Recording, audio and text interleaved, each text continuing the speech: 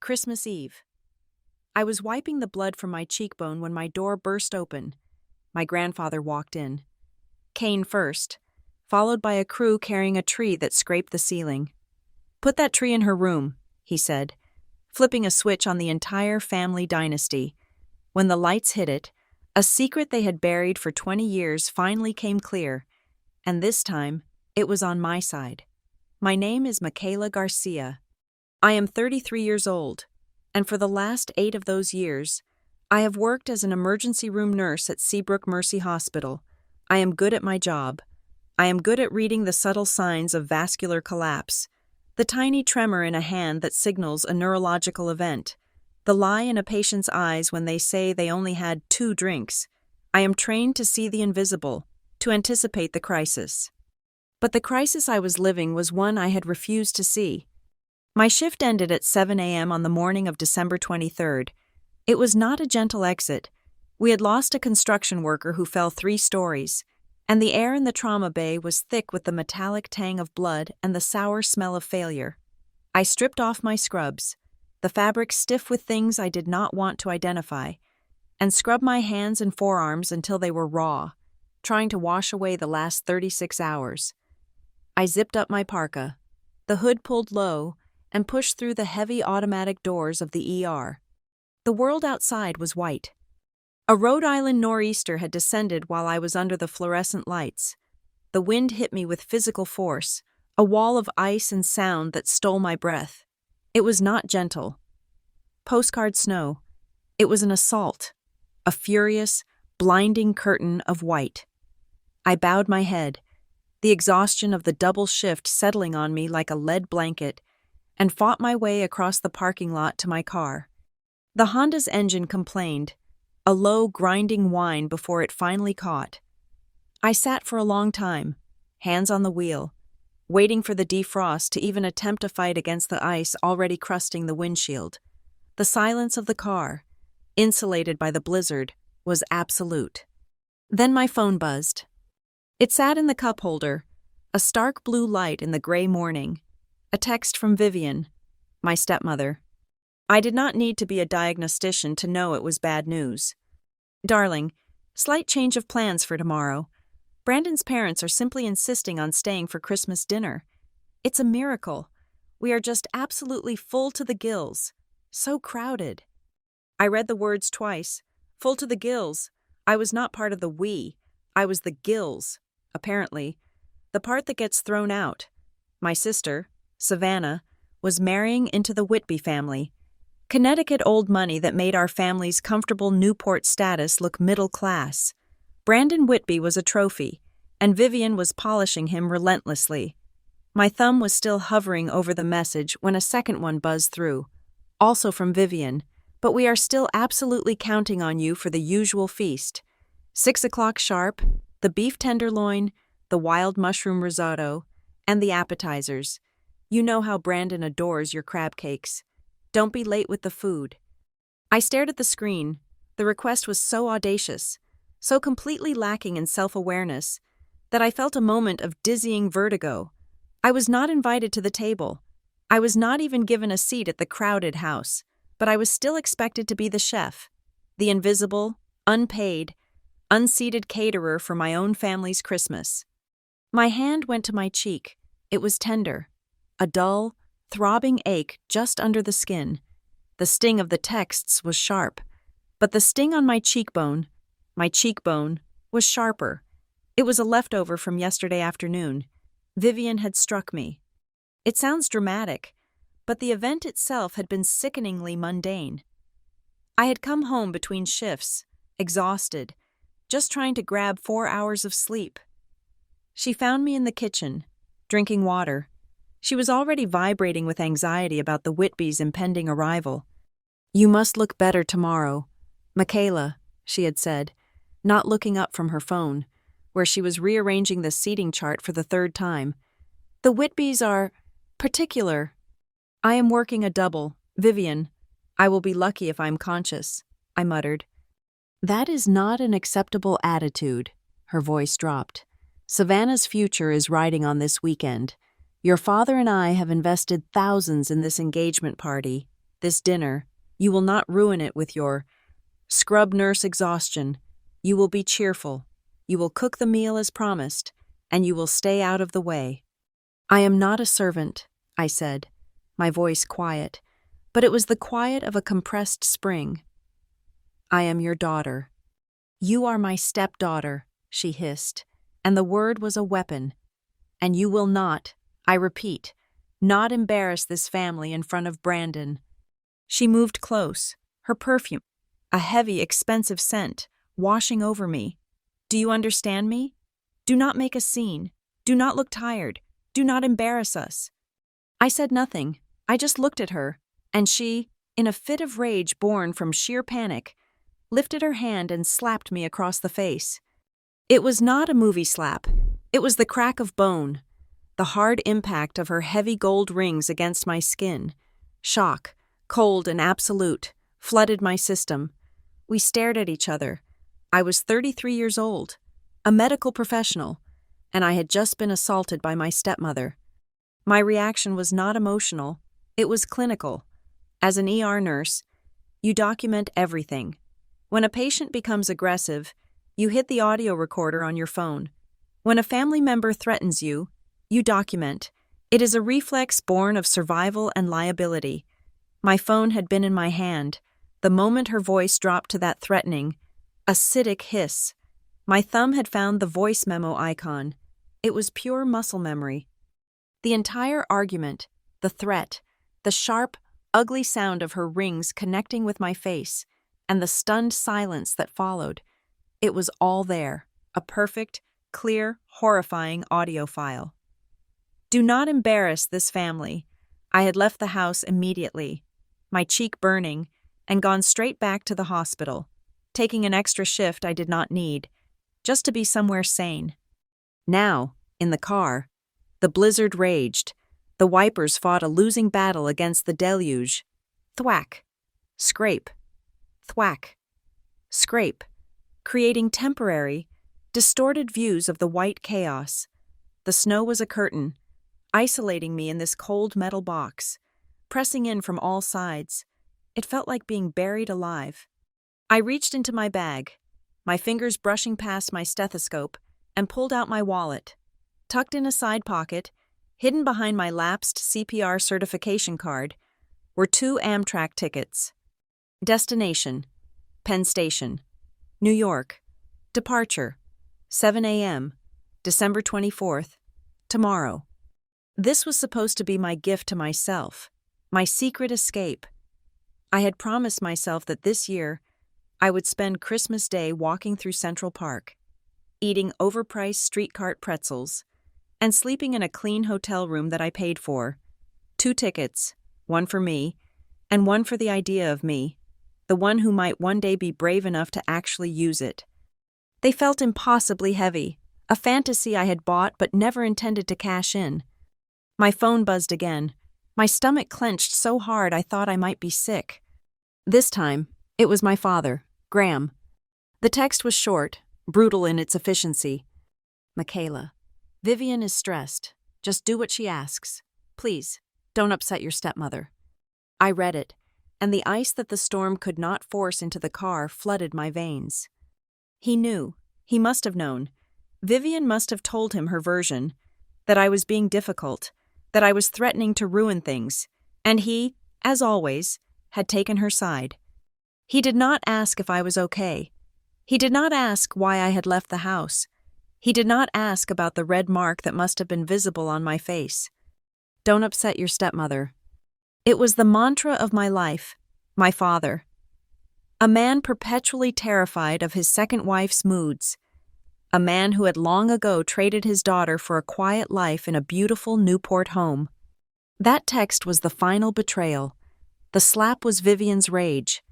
But this text, this cold, casual dismissal of my personhood, this was my father's choice. A decision, cold and sharp as an icicle, formed in my mind. It was not a wave of anger. It was a sudden, absolute clarity. The same clarity I felt when a patient's vitals crashed, and I knew exactly which 3 things needed to happen in the next 10 seconds. I was done. I was done being the structural support for a house I was not allowed to live in. I was done setting myself on fire to keep them warm. This year, I would set a boundary, not a request, not a polite refusal, a boundary of steel. My fingers, no longer shaking, moved across the screen. I scrolled past Dad. I scrolled past Vivian, do not answer. I scrolled down to a name I had not called in years. A name that felt like an anchor in this storm. Archer Hale. My grandfather, the true patriarch of the Hale family. A man who had built a woodworking empire and then, 20 years ago, had walked away from Newport, disgusted by the social climbing circus his son, Graham, had joined. He lived alone in the original Hale estate, a sprawling, dark-timbered mansion that Vivian coveted but was not allowed to touch. He and I were connected by a shared grief, my mother, his daughter, and a shared disdain for superficiality. He sent me small, carved wooden birds on my birthday. He never called, but he always answered. I pressed the button. The wind howled outside, a high-pitched shriek that seemed to mock the attempt. The call connected. 1 ring, 2. His voice was not the frail tremble of an old man. It was deep, like old timber, resonant and strong. Michaela. He said it like a statement. He had been expecting me. My voice was thick. I had to clear my throat. Grandfather. I did not know what to say. My stepmother hit me. My father abandoned me. I am supposed to cook a meal I am not invited to. He waited. The silence stretched, filled only by the thwack scrape of the wipers and the static of the storm. He did not rush me. He gave the silence space to exist. I started, my voice cracking. I think I am done, grandfather. A pause. It was not a hesitation, but a consideration. I heard the faint crackle of a fireplace on his end. Then, his voice, calm as the eye of the storm. I see. Good. Come to the Hale estate tomorrow night, 8 o'clock. The estate? I said, confused. But Vivian's party, the Whitbys, that is at our house. Yes, he cut me off, not unkindly. My house, my party. He was throwing his own Christmas Eve event. The same night, I realized with a jolt that Vivian did not know. She thought the patriarch was safely tucked away. Okay, I whispered, the adrenaline singing in my veins. 8 o'clock. And Michaela? Yes. I will need a tree. The drive from the hospital to my small apartment near the wharf was a white-knuckle crawl. The blizzard had turned the roads into an undifferentiated white landscape, and my small car felt like a tiny, fragile pulse in a frozen world. But the external chaos was a poor match for the surgical calm that had settled over me. The call with my grandfather had been the stat order. Now, I was executing. I did not go to my father's house. I went to my own. My apartment is small, a third-floor walk-up in a brick building that smells like salt and old wood. It is my sanctuary. It is the only place in my life where I am not on call for someone else's needs. I made coffee, the strong, black kind we drink by the gallon in the ER, and sat at my small kitchen table. The adrenaline from the shift, the confrontation with Vivian, and the call to Archer was still pumping, sharp and metallic. It was not a time for sleep. It was a time for triage. I began to rewind the tape, not just of yesterday, but of the last decade. My mind, trained to find patterns in chaos, started to connect the data points of my life. I saw myself, 25 and just out of nursing school, driving Savannah and her friends to a concert in Boston because Vivian could not be bothered with the traffic, and my father was at a yacht club fundraiser. I saw myself at 30, spending my 1 day off-a-week grocery shopping and prepping the entire menu for my father's birthday, only for Vivian to accept the compliments from guests as if she had done it herself, remarking, "Oh, Michaela just loves to help in the kitchen." My labor was invisible. It was the currency I paid for scraps of affection. I was the family chef, the designated driver, the emergency contact, the emotional regulator. I cooked the elaborate holiday meals. I picked up my father's prescriptions. I listened to Savannah's 3-hour breakdowns over her latest relationship drama. In return, I received empty praise. "You are such a rock, Michaela. What would we do without you?" They were not questions. They were statements of fact. They had no idea what they would do without me, and they had structured their lives to ensure they would never have to find out.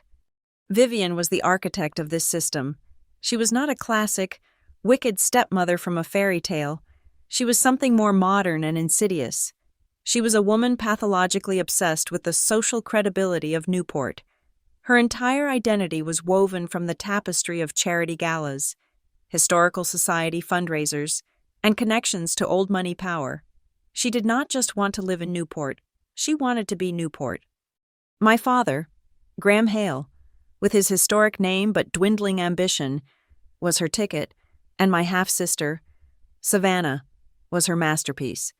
Savannah was beautiful, charming, and malleable. She was everything Vivian needed her to be. The engagement to Brandon Whitby was Vivian's magnum opus. The Whitbys were not just Newport, they were Connecticut, old world, private jet and a Hamptons compound money, a financier family. This marriage was not a union of love. It was a merger. It was Vivian's final, validating ascension. And in this grand production, everyone had a role. Savannah was the star. Vivian was the producer. My father was the quiet, nervous backer. And I was the crew. Every favor was funneled to Savannah. Every responsibility was shoveled onto Michaela. When Savannah needed a new wardrobe for her pre-engagement tour of the Hamptons, my father loaned her the money. When I needed a copay for a dental crown, I was told to check my own budget, as I had a good hospital job. I thought of the main fireplace in my father's house. On the heavy oak mantel sat the curated gallery of their lives. There were a half-dozen framed photos. Savannah accepting a sailing trophy, Savannah and Brandon at a gala, champagne flutes in hand, Vivian and my father at a fundraiser, smiling, their arms linked, and then one large family portrait, taken last summer. Vivian, radiant in cream linen, sat in the center. My father stood behind her, one hand on her shoulder. Savannah was perched on the arm of the chair, laughing, her blonde hair perfect, and then there was me. I was standing on the far left edge of the frame, slightly blurred, as if I had been added as an afterthought. I was not looking at the camera. I was looking at Savannah, smiling, as if my role, even in a photograph, was to be her audience. I was literally on the margins. The coffee was bitter, scalding, good. It kept me focused. This was not just about feelings. This was about facts. As a nurse, if it is not charted, it did not happen. I had been living an uncharted life. I went to my laptop and opened my online banking portal, then my email, then my credit card statements. I began to build a new chart. I started a spreadsheet. It was not about the small things, the cups of coffee or the tanks of gas. It was about the systemic drain. I found the email from March where Vivian had asked me to cover the deposit for the caterer for her spring charity luncheon, over $2,000, because her accounts were temporarily tied up. She had never paid me back. I found the Venmo history. Savannah, nails. Savannah, dress. Savannah, emergency brunch. It was a steady, one-way drip of my income into her lifestyle, all under the guise of helping your sister out. I found the grocery receipts, digitally scanned. I had been buying the food for every family dinner, every holiday, every impromptu barbecue for 5 years. The beef tenderloin Vivian had demanded for tomorrow? That alone was a $300 cut of meat. I kept digging, cross-referencing emails with bank transfers, the cost of new tires for my father's car that I paid for in October, the airline ticket I bought for Savannah to fly home from college 2 Christmases ago, the family cell phone plan that I somehow ended up administering, and whose overages I always covered. I worked for 2 hours, the blizzard rattling the windows. The sun was technically up, but the sky was a deep, bruised gray. When I hit sum on the final column, I stopped breathing. The number staring back at me was staggering. It was more than a down payment on a house. It was a sum that represented years of my double shifts, my skipped vacations, my frugal living. It was the quantifiable price of my silence. I created a new, encrypted folder on my desktop. I named it House of Receipts. I took screenshots of the bank statements. I saved the emails as PDFs. I exported the Venmo transactions. I backed it all up to a secure cloud server, the kind HIPAA compliant for medical records. Then, I accessed my home security system. My father insisted on it. For my safety, but I knew it was so Vivian could monitor who I brought home. I navigated to the doorbell camera footage from yesterday afternoon, December 22nd. There it was. The timestamp was clear. I saw myself, weary in my scrubs. I saw Vivian approach. The video was silent, but the body language was a scream. Her rigid posture, my stillness. And then, her hand, the quick, violent arc, the way my head snapped back, the way I raised my hand to my cheek. The video file was large. I downloaded it. I saved it. I backed it up twice. Vivian V. Michaela, December 22nd. I leaned back in my chair. The adrenaline was fading, replaced by a cold, hard certainty. I finally understood. You cannot heal a system that is functional because of your wound. They did not want me to be healthy. They needed me to be the reliable, silent, endlessly giving nurse, patching up their self-inflicted injuries while ignoring my own hemorrhaging. My silence was the oxygen that kept their dysfunction alive. My next search was not for receipts. It was for a name. Nora Keegan, Esq. A lawyer whose name I had seen on a flyer at the hospital. Her specialty was not divorce or criminal law. It was domestic contracts and personal advocacy. I had always wondered what that meant. Now I knew. I sent her an email. It was precise. Ms. Keegan, my name is Michaela Garcia. I am an RN at Seabrook Mercy. I require an urgent consultation regarding the establishment of legal boundaries and asset protection in a complex, non-marital domestic situation. I have comprehensive documentation. I can pay your full retainer. She would not be open today, the day before Christmas Eve, but the email was sent. The appointment was requested. The first stone had been thrown. Finally, I took out a single piece of heavy cardstock from my desk, the kind I used for sympathy cards. I took my favorite pen, a heavy black rollerball. I needed to chart my own treatment plan. At the top, I wrote, Minimum conditions for contact. It was a list. 1. All communication will be respectful. There will be no raised voices, no insults, no derogatory language. 2. My time, my labor, and my income are my own. I will no longer provide unpaid culinary, logistical, or financial services. Requests for my help will be met with a simple yes or no. A no is not a negotiation. 3. There will be no further attempts to defame my character or my profession to third parties. I thought of the times Vivian had referred to my job as that grubby hospital work in front of her friends. 4. All past financial loans will be acknowledged and a repayment plan established. I looked at the list. It was so simple. It was the bare minimum of human decency. It was everything I had never been given. At the bottom of the page, I drew a thick black line. Underneath it, I wrote the consequence, the protocol for when the conditions were breached. Failure to meet these terms will result in an immediate and temporary suspension of all contact. I did not write permanent. I was a nurse, not an executioner, but I was, for the first time in my life, the doctor of my own case, and the prognosis, for the first time, looked good. The work of documenting my life left me hollowed out, but the hollow space was clean. It was an orderly, sterile field, ready for a procedure. I had been awake for nearly 30 hours. Sleep was a medical necessity. But Archer's words echoed in the clean, quiet space of my mind. I will need a tree. It was a request, not a command, but it held the weight of a summons. He had not just invited me to a party. He had given me a task, a purpose. He had made me a co-conspirator. The blizzard was still a white wall outside my windows. Going back out was madness. But the alternative, lying in bed while Vivian's 6 a.m. deadline crept closer, felt like a surrender. I pulled my parka back on.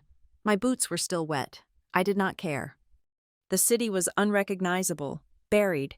It was late morning on December 23rd, but the sky was a deep, bruised twilight. The plows had not come. My Honda clawed for traction, the tires spinning on ice. I did not drive toward my father's house. I drove toward the coast, toward the old historic heart of Newport, toward the Hale estate. I did not know what I was looking for. A man who had been a recluse for 20 years does not just ask for a tree, he asks for the tree. Most of the city was dark, businesses shuttered, but as I rounded the corner onto Bellevue Avenue, near the frozen spray of the coast, I saw a break in the whiteout. It was a Christmas tree lot, open. It was a pocket of impossible light and life in the dead city. A single generator hummed, powering strings of lights. A man who looked more like a mountain, bundled in layers of flannel and canvas, was leaning against a small trailer, a thermos in his hand. Most of the trees were small, sad things, wrapped tight in orange netting, casualties of the storm, but in the very center of the lot, standing alone as if it held court, was the tree. It was a monster, a giant, a Fraser fir that must have been 20 feet tall, its branches perfectly symmetrical, its needles a deep, healthy blue-green. It was too perfect, and it was strung with thousands of tiny, simple, white lights. They were not twinkling, they were blinking, a steady rhythmic pulse, on, off, a slow, insistent beat, like a signal fire, like Morse code, repeating a single letter over and over, V, 4. Victory? I got out of the car, the wind tearing at my hood. The mountain man seller did not seem surprised to see me. Storm brings out the desperate, he grunted, not unkindly. That one, I said, my voice barely audible over the wind. I pointed to the giant, the one in the middle. He stopped sipping from his thermos and squinted. First at the tree, then at me. His eyes were sharp. You a tourist? I'm from here. From here, he pressed. My family is the Hales. The man's entire posture changed. He stood up straight. He looked at me for a long, appraising moment, as if checking my features against a memory. I'll be, he whispered. You got his daughter's eyes, your mother. My heart clenched. He looked back at the tree. Yeah, that makes sense. He took a deep breath, the steam clouding his face. A tree like that, he said, his voice dropping. That exact cut. A Nordic spire. A tree just like that used to stand in the grand hall of the Hale estate, every single year, a tradition. He nodded toward the pulsing lights. That was his signature. Always said it looked like a heartbeat. He kicked at a drift of snow. It stood there every Christmas, right up until the year-old man Archer walked away. The year Archer disappeared, I was 13. The memory was sudden and sharp, the shouting, the sound of something breaking, glass or porcelain. My father's voice, high and pleading, and Archer's voice, a low roar I had never heard, cutting through it. You are turning this house into a stage. You are selling the name for cocktail invitations. Then silence. Then the slamming of the heavy front door, a sound so final it shook the walls. He retreated to the original estate, and the workshop fell silent. He's back, I said. The seller's eyebrows shot up. Archer Hale? He wants a tree. The man stared at the pulsing giant. A slow smile spread across his face. Well then, he shall have a tree. I cannot possibly move it, I said, feeling foolish. No, kid, you cannot, he laughed. That thing's a beacon, a statement. It is not for carrying, but my crew can get it there. If the roads are clear, we can have it on a flatbed by tomorrow night, say 8 o'clock? The exact time, 8 o'clock, December 24th. Yes, I said, my voice steady. 8 o'clock, tomorrow, he will be expecting it. He will. He seemed to have made a decision. No charge. What? No charge. Consider it a welcome home present, from one craftsman to another. I felt a sudden, sharp need to not leave empty-handed, to take a piece of this magic with me. My eyes landed on a small, simple wreath, made from the same deep green branches, bound not with a velvet bow, but with simple, sturdy twine. What about that? That, he said, you can have. I pulled a 20 from my pocket and pressed it into his glove. For the coffee? He nodded, accepting the gesture. Good luck. Hail. I walked back to my car, the wreath in my hand. The moment I closed the door, the scent filled the small space. It was not the smell of Vivian's house, which was all artificial potpourri, cinnamon-scented pine cones, and the metallic tang of silver polish. This was the smell of the outside. It was sharp, resinous, and alive. It was the smell of snapped branches and cold air. It was the smell of Archer's workshop. The memory hit me with the force of a physical blow. Me, age 10, standing in a shaft of dusty sunlight, the air thick with the smell of sawdust, cedar, oak, and pine, Archer showing me how to hold a block plane, how to shave a curl of wood so thin you could read a newspaper through it. His voice, a low rumble. Respect the material. Michaela, listen to where it wants to go. Do not force it.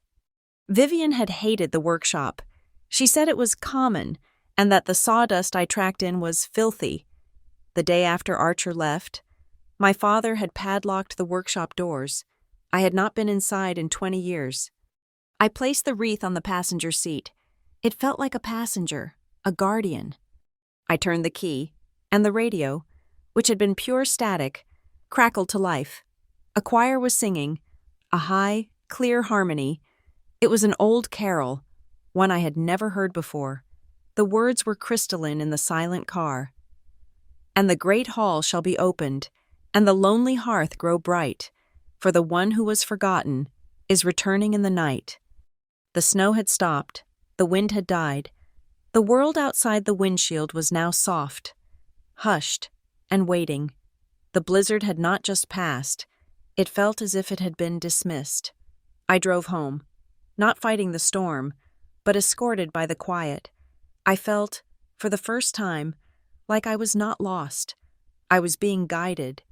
Back in my apartment, the first thing I did was hang the wreath. I did not hang it on the outside of the door for neighbors to see. I hung it on the inside, facing my living room. It was a boundary, a new lock. It was a declaration that this small space was sovereign. This was Hale territory. I looked at my phone. It was blinking. A text from Vivian, sent while I was gone. Michaela, I am assuming your silence means you understand. I need you in the kitchen at 6 a.m. sharp tomorrow. The Whitbys are arriving early. Do not be difficult. 6 a.m. The assumption, the command, the absolute certainty that I would fold. I looked at the text. I looked at the wreath. I smelled the sharp, real scent of the pine. I picked up the phone. I opened Vivian's contact. I toggled mute notifications. I did the same for my father, and for Savannah. I silenced the entire family group chat. Then I went into my emergency settings. I added 2 numbers to the bypass list: Seabrook Mercy Hospital, Archer Hale. The only 2 calls I would answer. I knew, with absolute certainty, that I was not using my tickets to New York. I was not running. I was going to a party. I opened my closet and pulled out a small overnight bag. I began to pack, not for an escape, for an arrival. I packed my toothbrush. I packed the notebook that held my minimum conditions. I packed the dress I had been saving, a sheath of thick dark green wool, the exact color of the fir branches. It was not a dress for cooking. It was a dress for standing still, for being seen. Last. I opened my bottom desk drawer. Beneath a pile of old pay stubs was a small 4x6 framed photo. It was me, age 10, in the workshop. I was covered in sawdust, my hair a mess, and I was holding up a small, lopsided wooden bird I had just carved. Archer stood behind me, his hand on my shoulder. His face, usually so stern, broken open in a rare, proud smile. I slid the photo into my bag. I set my alarm for noon, giving my body the 8 hours of recovery it had earned. Before I turned off the light, I took my black pen and a piece of my heavy cardstock. I wrote a note and placed it on my nightstand. The first thing I would see when I woke. I will not abandon myself again. I got into bed and sleep took me instantly. Outside, the last of the wind moved through the city streets, a final, sharp gust that rattled the window pane. It sounded exactly like the satisfying rip of someone tearing the wrapping paper off a long-awaited gift. I woke on the morning of the 24th of December to a world of absolute silence. The 8 hours of sleep had been a hard reset, a chemical flush of the exhaustion and the adrenaline. I felt calm, my pulse a steady, slow rhythm. The note on my nightstand was the first thing I saw. I will not abandon myself again. The city, when I looked out the window, was transformed. The blizzard was gone, leaving behind a pristine, white, muffled landscape. The sky was a sharp, brilliant blue, and the sun reflecting off the snow was blinding. It was the kind of morning that feels like a new beginning, a page scrubbed clean. My phone was quiet, muted, no frantic texts from Vivian, no pleading messages from my father, just a single, new email. From Nora Keegan, Esquire. Subject, urgent consultation. Message, I am in my office today until noon. Call me. I drank my coffee, my mind clear, and pulled on the green wool dress. It felt like armor. I packed my overnight bag with the dress, the photo, and the notebook, and placed it by the door.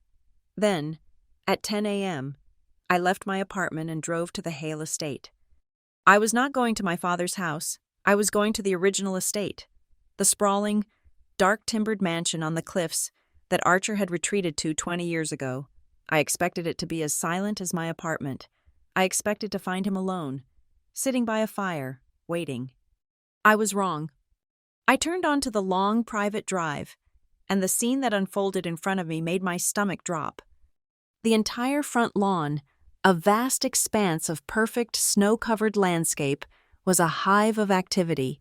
White event tents were being erected, catering trucks, their generators humming, were parked in a neat line.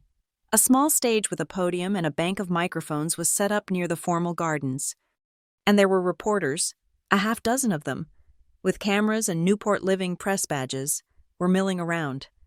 Then I saw her. Vivian. She was standing near the front steps, draped in a white cashmere cape, her hair perfect. She was laughing, gesturing expansively at the house, at Archer's house, as if she were pointing out her own recent renovations. I saw my father, Graham, hovering behind her, his shoulders hunched, looking cold and nervous. My blood ran cold. This was Vivian's party. This was the event she was hosting for the Whitbys. She was not just uninviting me from her home. She had somehow co-opted my grandfather's estate, his sanctuary, and turned it into the backdrop for her own social climbing charity announcement. This was the pinnacle of her audacity. She was using his legacy as a stage prop. I parked my car at the edge of the organized chaos, my mind racing. Had Archer been tricked? Did he even know? As I was about to get out, the massive carved oak doors of the estate swung open. Archer Hale emerged. He was not the frail recluse of Vivian's dinner party gossip. He was dressed in a perfectly tailored, three-piece tweed suit that looked like it had been custom-made in 1940 and was still in style. His white hair was combed back, and he held his familiar, heavy cane, but he did not lean on it. He held it like a scepter. He was flanked by two people, a man and a woman in severe dark business suits. They moved with the quiet efficiency of lawyers or high-level executives. Vivian saw him, her bright, theatrical laugh caught in her throat. Her smile froze for a microsecond, but she was a performer. She recovered instantly, gliding toward him, her arms open wide. "Archer!" she trilled, loud enough for the reporters to hear. "So wonderful of you to finally come out and join my little event. We are all so excited to announce the new Whitby Hale Fund." She was waving at him, playing the part of the gracious, benevolent hostess who had coaxed the old man out of his shell. Archer did not look at her. He did not slow his pace. He walked past her as if she were a piece of garden statuary. His eyes, sharp and clear, scanned the periphery, over the heads of the reporters, past the humming trucks, and found me, standing by my car. He gave a single sharp nod. "Michaela." His voice was not loud, but it cut through the noise of the generators. "My study." I started walking. I moved past the catering staff, who looked at me with curiosity. I walked past the reporters, who were now aiming their cameras at Archer, confused by the shift in power. I walked past Vivian, whose face was a beautiful, tightening mask of pure, unadulterated rage. Her arm was still half raised in its greeting. I walked past my father. He was staring at the ground, at the pristine snow, as if it held the answers to a test he had just failed. He could not meet my eyes. I followed my grandfather and his 2 assistants into the house. The moment those heavy oak doors closed, the sound of the party, the generators, the voices, it was gone. Muffled, distant, irrelevant. The grand hall was dark, paneled in the original wood Archer's own grandfather had installed. It smelled of old books, lemon oil, and the faint, sweet scent of a real fireplace. This was a house of substance. Vivian's house, by contrast, was a house of surfaces. Archer led me down a corridor, past the empty, cavernous ballroom, and to a single door. He opened it and ushered me inside. His study. It was the heart of the house. The walls were floor-to-ceiling bookshelves, crammed with old, leather-bound volumes. A fire roared in a stone hearth. In the center sat a massive, gleaming desk of black ebony, a piece of wood so dark and perfect it looked like a pool of ink. And on it, I saw it, an old, brass-bound lockbox. Archer closed the study doors. The silence was absolute. "She is bold," he said, his voice a low rumble. He walked to the fireplace, not to warm his hands, but to command the room from its center. Using my lawn for her press conference, a new Whitby Hale fund, she is attempting to merge my name with theirs before the ink is even dry on the wedding invitation. He turned to me. His eyes were not angry. They were appraising. "You look exhausted, but you look like your mother. You look strong." I said nothing. I just waited. "I have not been asleep for 20 years. Michaela," he continued, as if reading my thoughts. "I have been observing. I built an empire with my hands. You learn to watch people. I know what you are to them." He gestured to a stack of thick, neatly bound files on his desk. They looked like legal briefs. "You are the family's designated caregiver, the emotional laborer, the one who absorbs the shocks so the others can cruise comfortably on smooth waters. You are the nurse to their chronic, self-inflicted pathologies." He picked up the top file. "I've been watching. I see the checks your father writes for Savannah's wardrobe. I see the caterer's bills for the parties Vivian throws to impress people who despise her. I see the dues for the yacht club. And then," he tapped the file, "I see your hospital salary. I see the quiet way you pay for their incidentals, the groceries, the car repairs, the loans that are never repaid. You are the only one in that house who produces anything of value, and you are the one they are draining dry." My house of receipts. He had his own. He walked to the desk and put his hand on the old, brass lockbox. He used a small, antique key to open it. The lock clicked with a heavy, satisfying thunk. He did not pull out stacks of money. He pulled out a single, heavy document, bound in dark blue leather. "This is not my will," he said. "My will is simple. This is the Hale Family Trust, established by my grandmother, Lila Hale. She was a formidable woman. She came here with nothing and built a life by trusting her own hands. She despised superficiality." He slid a single, copied page across the polished ebony desk. It was beautiful, thick paper, the text typed on an old-fashioned press. "She was afraid," Archer said, "that one day the family would produce dilettantes, people who lived off the name but forgot the work. so she built in a failsafe. He pointed to a paragraph halfway down the page. His finger, though old, was steady. Read it. Section 4, Clause B. I leaned forward. The language was archaic, but the intent was clear. The primary assets of the trust, including all properties deeded to the Hale name and the controlling shares in the Hale woodworking legacy, are to be co-owned and managed by the acting head of the family and— my breath caught. And the direct heir who demonstrates proficiency in and maintains the traditional family craft. The craft, Archer said, his voice a quiet blade, is not sailing, it is not hosting fundraisers, it is not social climbing. He tapped the window, which looked out over the cliff, toward the gray ocean. Out there, beyond those trees, is the workshop.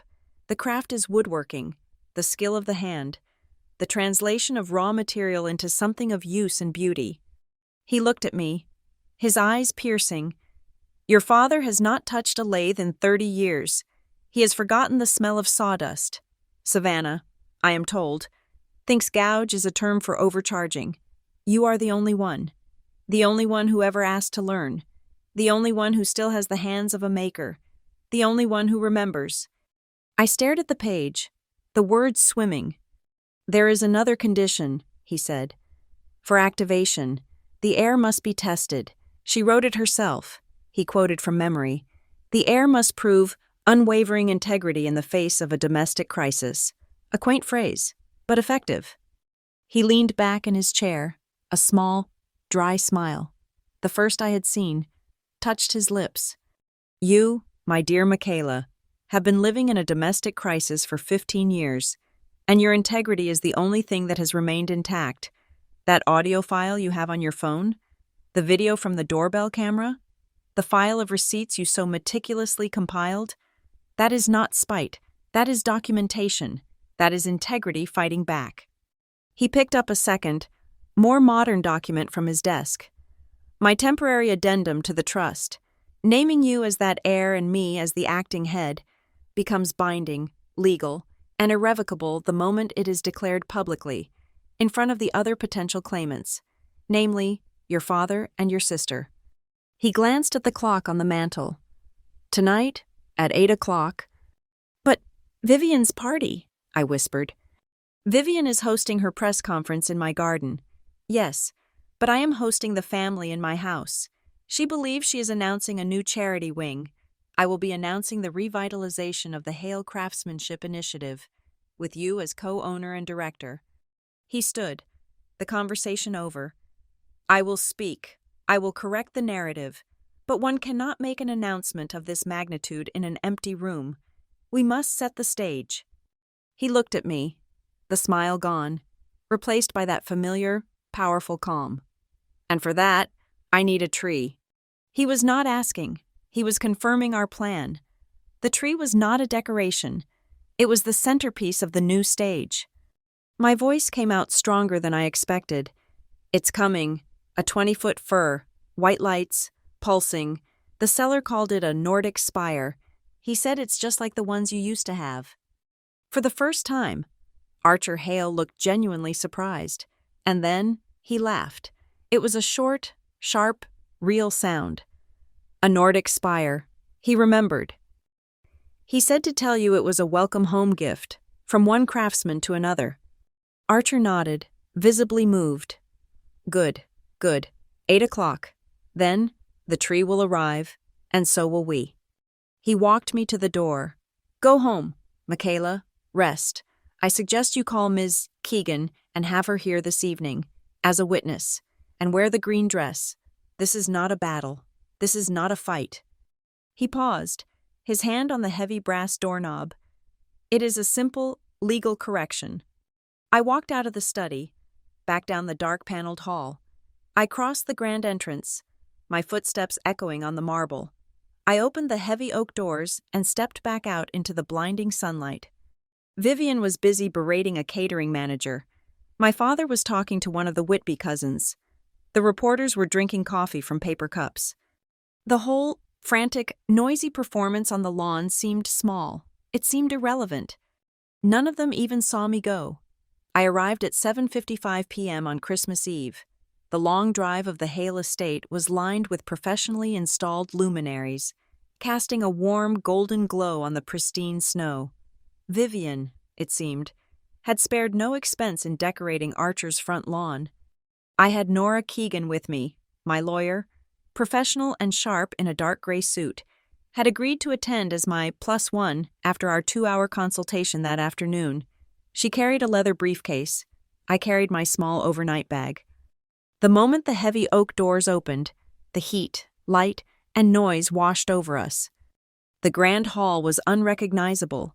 Where Archer's study had smelled of old wood and history, this room smelled of money and lilies.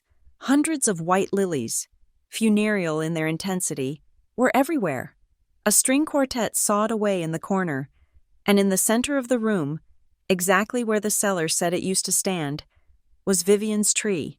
It was a monstrosity, a perfect, symmetrical fir. Yes, but it was suffocating in decorations. It was not a tree.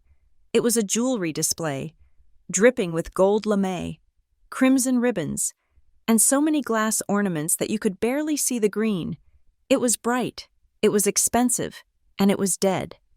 Vivian was standing near it, a glass of champagne in her hand, holding court. She was wearing a floor-length red sequin dress. She was the star on top of her own tree. "And the fund," she was saying to Arthur and Eleanor Whitby, "will ensure that the Hale legacy of craftsmanship supports the new artisans of Newport, the event planners, the designers." The Whitbys, they were exactly as I pictured. Arthur, tall, thin, with a face that looked like it had never smiled. Eleanor, dripping in diamonds that, unlike Vivian's, were quiet. They were not listening. They were auditing. Then I saw Savannah. She was gliding between groups, a vision in winter white, her left hand permanently extended. "Oh, this old thing?" She was laughing, flashing the ring. It was enormous, a 3-carat, maybe 4-carat. Ice rink. Brandon Whitby. Her fiancé stood beside her, proprietary, his hand on the small of her back. He was watching his parents watch Vivian. This was not a party. It was a complex, silent negotiation. And my father, I spotted him near the bar, looking lost. He was nervously straightening the cocktail napkins, a task meant for the staff. He was not a host. He was an employee in what he wished was his home. His eyes met mine across the room. There was no recognition, no welcome, just a flicker of pure, unadulterated panic. He immediately turned away, pretending to be fascinated by the selection of gin. He was terrified of me, but not for my sake. He was terrified of what I might do to her evening. The quartet finished its piece. In the momentary lull, Vivian spotted me. Her eyes scanned me, from my sensible heels to the simple green wool dress. Her lip curled in a micro-expression of disgust. I was not dressed for her production. Then she saw Nora, standing beside me with a briefcase. Her eyes narrowed. She began to glide toward me, her smile bright and hard as a diamond. "Michaela, darling, you are here," she said, her voice carrying. She kissed the air near my cheek, the wave of her perfume a chemical assault. "I was so worried. I expected you hours ago." She turned to the Whitbys, who were now observing us. "Michaela is our family's secret weapon," she said, her voice dripping with false affection. "She handles all the domestic details. She is just a saint. We would be lost without her." She turned back to me, the smile gone, her eyes flat and cold. "But you are terribly late, darling. The kitchen staff is waiting for you to direct the tenderloin. You know the family tradition. It simply is not Christmas without Michaela's risotto." She was trying to hand me an apron, not a real one, but a metaphorical one. She was putting me in my place, demoting me from guest to staff in front of her new, powerful allies. The room was quiet. The Whitbys were watching. My father was frozen, staring at his shoes. Savannah had stopped, her ring half raised, sensing the shift in the atmosphere. I did not look at the kitchen. I did not look at the floor. I looked directly into Vivian's eyes. "Actually, Vivian," I said, my voice clear and calm, not loud, but perfectly audible in the sudden hush. "I will not be in the kitchen tonight."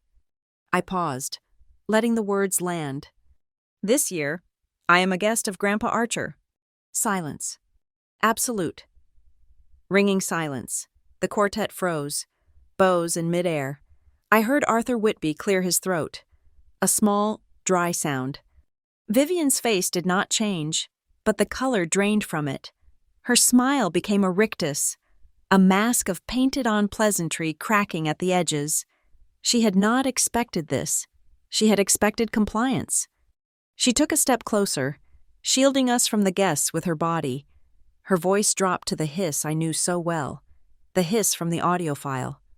"I do not know what sad little game you think you are playing," she whispered, the venom potent. "But Archer is an old man who does not know what he is saying. I am hosting this party. You will not embarrass this family. You will not embarrass me. Do not make a scene." "A scene?" I asked, my voice still level. "You mean like the one you made yesterday, Vivian?" I did not wait for an answer. I took my phone from my purse. I had positioned us perfectly. We were standing only a few feet from the Whitby contingent. Brandon had moved closer, frowning, sensing a problem he might have to manage. "I am not sure what I mean," I said. I held up the phone. I opened my House of Receipts folder. I clicked on the file Vivian V. Michaela, December 22nd. I pressed play. I did not turn the volume up. I did not need to. The video file, captured by the doorbell camera, was high definition. It was silent, but it was brutally clear. The screen lit up. There was the hallway of my father's house. There I was, in my scrubs, my face gray with exhaustion. There was Vivian, her face contorted in a mask of rage. And then, the motion, the quick, violent swing of her arm, the heavy gold rings, the way my head snapped to the side from the force of the slap. I held the phone steady, the screen facing outward. Brandon Whitby saw it. His mouth tightened. He was not looking at me with sympathy. He was looking at me with annoyance. I was a problem. Savannah saw it. Her hand flew to her mouth, the ring flashing. "Mother?" she whispered, horrified. And Eleanor Whitby saw it. She and her husband exchanged a single, weighted glance. This was not a family disagreement. This was evidence of assault. This was instability.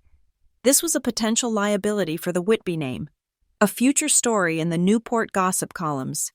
Their entire posture changed. They were no longer assessing a merger.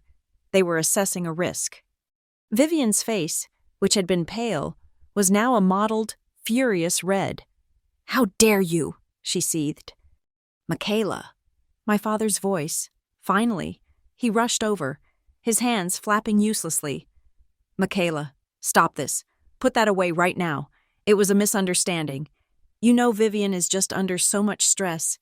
The party. She did not mean it." His voice trailed off.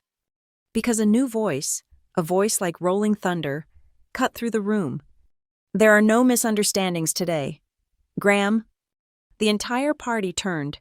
The front doors had swung open, letting in a blast of cold, clean December air that cut through the scent of lilies. Archer Hale stood in the doorway. He was dressed in his tweed suit. He looked, in that moment, 10 feet tall. He was not just the host. He was the owner, the power in the room, which had been pooled around Vivian and her gaudy tree, reversed its polarity.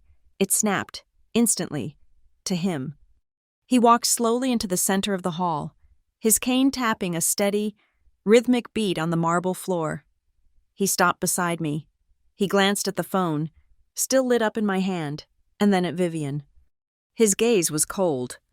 "Today," he said, his voice resonant. "There are only standards." Vivian opened her mouth, a sharp inhale of protest. But Archer was not finished. He paid her no mind. He looked past her, toward the open doorway. A team of 6 men, dressed in the heavy canvas and flannel of the tree seller's crew, were standing in the hall. They were waiting. Archer raised his cane, just an inch, and pointed it. Not at the men, not at me. He pointed it at Vivian's tree. He turned to the crew leader. That one. Take it out. Vivian's face was a rapid, flickering collage of emotions. First, pure white shock. Then, confusion. She, like everyone else in the room, assumed he meant her tree, the massive, over-decorated symbol of her social triumph. Take it out? She stammered, her voice a strained whisper. Archer, you cannot be serious. That is the center of the party. It is... I am not speaking of that. Ornament. Vivian. Archer cut her off, his voice dry with dismissal. He did not even look at her tree. He turned, instead, to the massive open doorway. And I saw them. The men from the tree lot. The crew I had spoken to in the blizzard. They had not been waiting for a signal. They had been waiting for the precise, scheduled moment, 8 o'clock. They were carrying the tree. It was not a tree. It was a cathedral, the Nordic spire, the 20-foot giant, so tall its uppermost branch brushed the crystal chandelier in the grand hall. It was alive. It was covered in nothing but the thousands of simple white lights, pulsing with that slow, steady rhythm. On, off, a heartbeat. The scent hit the room before the tree was even fully inside.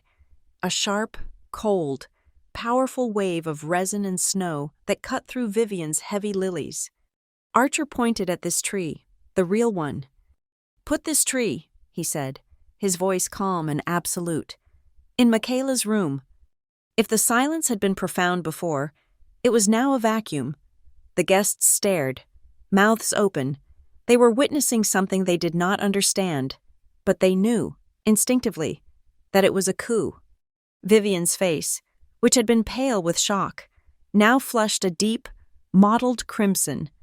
The relief that her tree was safe was immediately replaced by a deeper, more profound humiliation. In her room? She shrieked, her voice cracking, losing its polished Newport elegance. That is absurd. You cannot. The hail tree, the real hail tree, it goes in the grand hall. It is the center of the party. It is the tradition. She had said the magic word. Archer turned his body slowly to face her. The string quartet was frozen. The catering staff stood still. Trays in hand, the Whitbys, I noted, were watching Archer, and only Archer. They were analyzing the source of the true power. Tradition, Archer's voice resonated, not loud, but it filled the cavernous space, is not about geography, Vivian. It is not about a room. It is not about impressing financiers. His eyes met mine, a quick, steadying glance, and then returned to my stepmother. Tradition belongs to the person who upholds the family's dignity. It belongs to the person who values the work of their hands, not just the names on an invitation. Tonight, that person is Michaela. He turned away from her, a final, complete dismissal. He nodded to the tree crew, the West Wing, the green room. The crew leader, the mountain man from the lot, looked at me. This way, miss. It was a procession. It was a coronation. The men grunted. Lifting the massive base, they began to move, and the entire, glittering, curated party had to part for them. Guests in silk and velvet pressed themselves back against the walls, bumping into the lily-covered tables, their champagne flutes tipping. They stared. I walked behind the tree. Nora Keegan, my lawyer, was at my right. Archer Hale was at my left.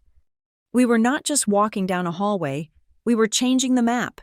We were shifting the axis of the entire family. The tree moved through the hall, and the pulsing lights were the only thing that seemed real. On, off, on, off. They were a steady, living pulse in a room full of mannequins. The lights flashed on the shocked faces of the guests, catching the glitter of jewelry, the wideness of their eyes. It was a verdict being delivered, one measured step at a time. I watched the crowd. I saw Brandon Whitby. He was no longer standing near Savannah. He had moved to the edge of the crowd, his arms crossed, his gaze sharp and intensely focused on Archer. He was not angry. He was calculating. He was reevaluating the asset. He was reassessing the power structure, the true leadership of the family he was about to marry into. And I saw my father. Graham was standing near the grand staircase, halfway between the party and the hallway we were now entering. He was gripping the carved mahogany banister so hard, his knuckles were white. He was not looking at me. He was not looking at Archer. He was watching Vivian. He was watching her stand alone, frozen, next to her gaudy, glittering, and now utterly irrelevant tree. He was watching the guests whisper and turn away from her, their eyes following us, following the power. He was seeing the balance of his entire life, the careful, miserable structure he had built around placating her moods, dissolve in the space of 30 seconds. He looked terrified. He looked, for the first time, small. The crew turned the corner, leaving the noise and the lilies of the grand hall behind. We entered the west wing. This part of the house was quiet. It was dark. It was the original structure, paneled in old, dark wood that Vivian had never bothered to update because it was too authentic, too heavy. The men pushed open a set of tall double doors at the end of the hall, the green room. My breath caught in my throat. I had not been in this room since I was 13 years old. It was exactly as I remembered. The walls were a deep, faded emerald green. The air was still and cool, smelling faintly of dust and old wood. There was no furniture, no chandeliers, just a wide, empty space with a huge bay window overlooking the dark, churning ocean. And in the corner, covered in a canvas dropcloth, was the workbench, the low, sturdy bench Archer had built for me, where he had first put a chisel in my hand, where he had taught me to read the grain of a piece of pine. This was not a drawing room. This was a workshop. It had been my workshop. The crew grunted, maneuvering the giant tree across the bare wooden floor. They centered it perfectly in the bay window. With a final, coordinated thud, they settled it into its stand. "There, Mr. Hale," the crew leader said, wiping his brow. "Excellent work, gentlemen," Archer said. He reached into his suit jacket and handed the man a thick, folded envelope. The man nodded, a look of profound, craftsman-to-craftsman respect passing between them. "Our pleasure, sir. Good to see a proper tree back in this house." They filed out, closing the heavy doors behind them, leaving me, Archer, and Nora in the room. The tree stood magnificent. It was perfect. The pulsing white lights gave the dark, emerald room a magical, rhythmic glow. And the smell? The smell of pine, sharp, resinous, and overwhelmingly alive, filled the air. It was the smell of the tree lot. It was the smell of the wreath on my apartment door. It was the smell of the past, resurrected. It was the smell of truth, and it drowned out every trace of Vivian's imported, artificial world. I stood there, just looking at it, my hands at my sides. I had expected to feel triumphant. I had expected the acidic, hot rush of winning, of payback. I had expected to feel anger, or joy, or some explosive release. I felt none of those things. I felt a profound, aching, and quiet sense of relief. I felt like a bone that had been improperly set 20 years ago had just been cleanly, expertly, snapped back into alignment. It was a painful, clarifying shock. I was not victorious. I was not getting revenge. I was simply being returned to my rightful place. Archer stepped up beside me. He, too, was looking at the tree, not at me. "A proper tree," he said, his voice quiet. He turned his head slightly. "We will let them digest this. Let the rumors circulate. Let Mr. Whitby ask his pointed questions. Let your father decide where he stands." He checked his antique pocket watch. The gold case gleamed in the pulsing light. "At midnight, when the clock strikes 12, we will return to the grand hall. That is when we will make the announcement official. That is when Ms. Keegan," he nodded to Nora, "will present the terms of the trust." Nora, who had been a silent, professional observer, spoke for the first time. "The documents are prepared and copied. Mr. Hale?" "Good," Archer said. He looked at me, his eyes clear. This is your room, Michaela. This is your center. You hold the Hale legacy now. He and Nora turned and left, closing the heavy doors with a quiet click. I was alone. Alone with the tree. The only sound in the world was the faint, electric hum of the pulsing lights and the distant, muffled sound of the party downstairs. I could hear it, even from here. The sudden, frantic spike in the volume of the chatter, the panic. The string quartet had, I noted, started playing again, but faster. A nervous, frantic tune. I could picture it perfectly. Vivian, her face a mask of social terror, grabbing her phone, desperately calling someone, a publicist, another guest, anyone, to try and spin this, to try and reclaim the narrative, to save face. I walked away from the tree and across the room. I reached the corner and pulled the canvas drop cloth off the workbench.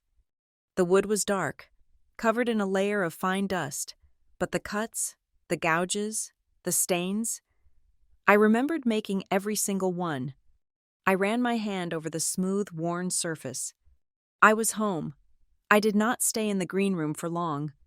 I waited, perhaps 10 minutes, breathing in the scent of the pine, my hand resting on the dusty workbench. I was letting my pulse return to its resting rate, letting the clinical calm settle over me completely. When I walked out, I was not a victim. I was not a returning heir. I was a professional, arriving to observe a delicate procedure. I found Nora by the staircase. "They are seating for dinner," she said, her voice low. "Mr. Hale is waiting for you at the head of the table." The grand hall had been reconfigured. The nervous energy had been channeled by the catering staff into efficiency. The vast room was now a formal dining space. Vivian's tree stood in the corner, a silent, gaudy sentinel, its lights now seeming harsh and desperate. The main table was a long, baronial affair. Archer sat at one end. Vivian, her face a rigid mask of pleasantry, sat at the other. My father and Savannah were on her side. The Whitbys, Arthur, Eleanor, and Brandon, were seated on Archer's side. And there were 2 empty seats, one next to Archer, one next to Arthur Whitby. As I approached, a waiter pulled out the chair beside my grandfather. "Ms. Garcia." Nora was seated next to Arthur Whitby, who immediately engaged her in a low, intense-sounding conversation. He was not asking about the party. He was asking about her legal specialty. I sat. The room was tense. The clink of silver on china was the only sound. My father would not look at me. Savannah was staring at her plate. Vivian was sipping her wine in short, angry, jerky motions. Dinner was served. The beef tenderloin, my tenderloin, was brought out. It was cooked perfectly. I had, after all, left the kitchen staff my detailed instructions 2 days ago. Vivian, I noted, did not touch hers. We ate in that pressurized silence for nearly 15 minutes. The string quartet had, mercifully, stopped playing. Finally, Archer placed his knife and fork carefully on his plate. He stood up, lifting his water glass. "Welcome," he said, his voice cutting through the tension. "Welcome to the Hale estate. I am Archer Hale." The simplicity of the introduction was a power move in itself. He was not welcoming them to his party. He was welcoming them to his house. It has been 20 years since I have hosted a Christmas Eve dinner. I have been remiss in my absence.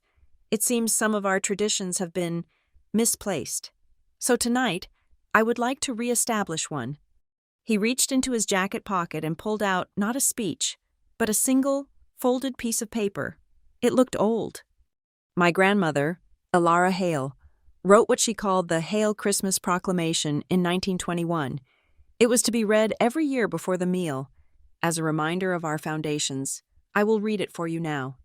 He unfolded the paper. "On this house is built not on a name, but on the work of our hands. We respect the craft. We honor the labor. We do not take for granted the effort that provides our comfort."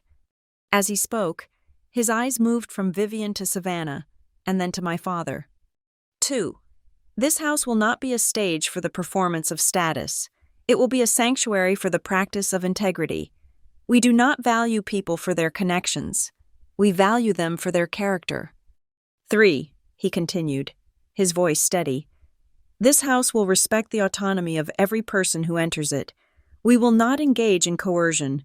We will not abuse the labor, emotional, physical, or financial, of any member of our family. We will honor the right to say no. He finished, and the silence that followed was heavy. Absolute, Arthur Whitby, I saw, was watching him with a look of profound, calculated respect. These, Archer said, folding the paper, are the moral conditions of this family, and as of this evening, they are once again the legal conditions of the Hale Family Trust. He looked directly at Vivian. I have, this afternoon, signed a provisional addendum to the trust. It states that any family member who is found to be in serious violation of these principles which, I might add, are now clearly defined, will have their benefits, access, and inheritance consideration temporarily frozen, pending a full review. Vivian's wineglass stopped halfway to her lips. Serious violation, Archer continued, as if explaining a simple clause, is defined as, among other things, the demonstrable abuse of one family member by another. This includes, but is not limited to, financial coercion, emotional manipulation, or, of course, physical violence between adult members of this family. Vivia's face was chalk white. She finally snapped. This is an outrage, she hissed, her voice low but shaking. You cannot just say these things. You have no proof. This is slander. You are trying to ruin my daughter's, our, Christmas. You are a bitter old man, trying to control us. Proof, Archer said, cutting her off, is, of course, the key. Evidence would be required, but I am not here to put anyone on trial. He looked at me. Every eye at the table followed his gaze. Vivian turned to me, her eyes narrowed to slits. You did this. You showed him that thing. She seemed to remember the Whitbys. It was a misunderstanding. She is a liar. She is trying to poison you against me. Archer, show them all. They will see it is nothing. She was bluffing. She was challenging me. Believing I would not dare display her assault in front of the Whitbys, she believed my silence, my shame, was still her greatest weapon. I met her gaze. I did not reach for my phone. No, I said, my voice quiet, but it carried, I will not be showing anyone the video. Vivian's face flooded with triumphant relief. She had won. Because, I continued, looking past her, to Eleanor Whitby, this is Christmas Eve, and unlike you, Vivian, I will not commit an act of humiliation at my family's dinner table. The relief on Vivian's face curdled. The blood drained from it, leaving a sallow, sick color. I had not just refused to show the evidence. I had passed a moral judgment on her, and I had done it by taking the higher ground. My calm, my refusal to engage in her spectacle, was more damning than the video ever could be. Ms. Keegan, Archer said, gesturing to my lawyer. Nora placed her napkin on the table. I can confirm, she said, her voice the epitome of professional neutrality, that I have reviewed the Hale Trust, the new addendum, and the definition of serious violation. I have also reviewed the evidence in Miss Garcia's possession, including time-stamped video and audio files. The addendum is legally binding, fully executed, and in my professional opinion, eminently defensible in court. That was the final blow. Savannah, who had been frozen, burst into tears, but they were not tears for me, or for my father. She turned to Brandon, her voice a desperate, ugly wail. Brandon, this is just family drama. It does not mean anything, right, Brandon? Brandon did not look at her. He was watching his father. Arthur, in turn, was watching Archer. Brandon had stopped calculating media risk. He was calculating his exit strategy.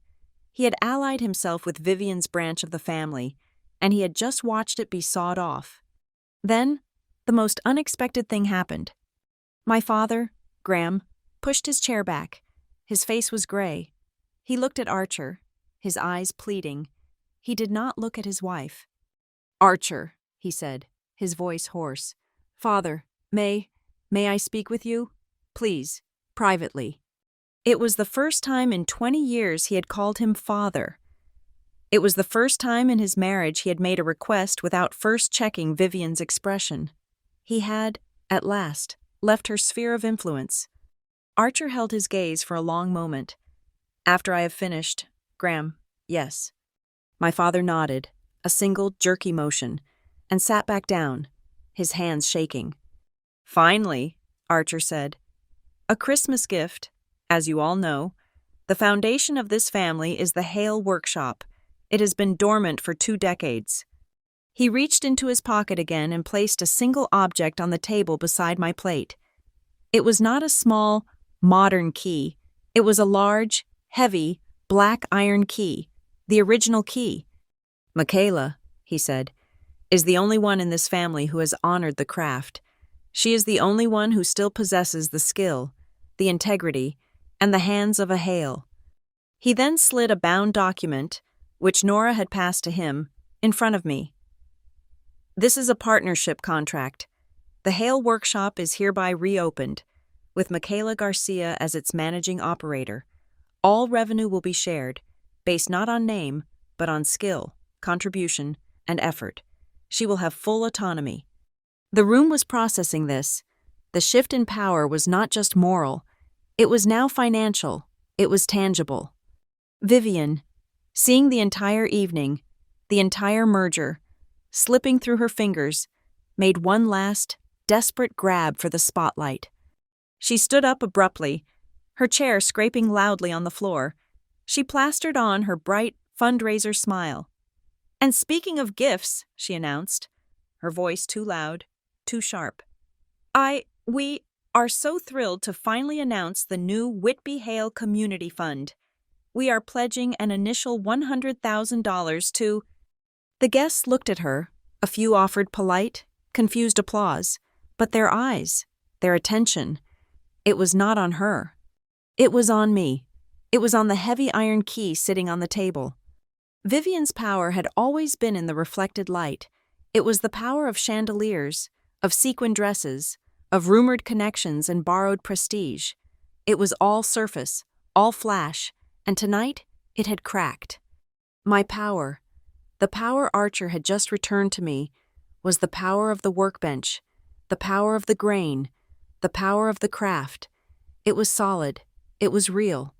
The guests, and especially the Whitbys, were people who understood the difference between an empty announcement and a tangible asset. Vivian's voice faltered. She saw their eyes. She knew. The smell of real, solid wood had just choked out the artificial scent of her lilies. She sat back down, her unfinished announcement hanging in the dead air. Dinner was over. The plates were being cleared, but no one was moving. The iron key was heavy in my hand. A solid, cold piece of reality. My father was staring at it. Savannah was staring at my father, and Vivian was staring at me. Her eyes 2 chips of black ice. I stood up. My chair made a quiet, scraping sound on the floor. I nodded to Nora, and then to Archer. I needed to breathe air that was not thick with 20 years of resentment. I needed to see my tree.